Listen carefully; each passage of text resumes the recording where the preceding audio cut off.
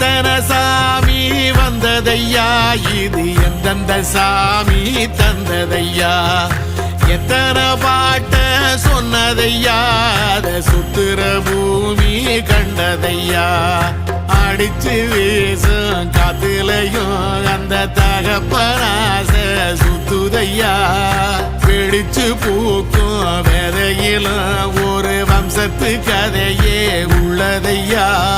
100 தலைமுறை சேர்ந்து செதுக்குன ஈர நலம் இது பாறையா,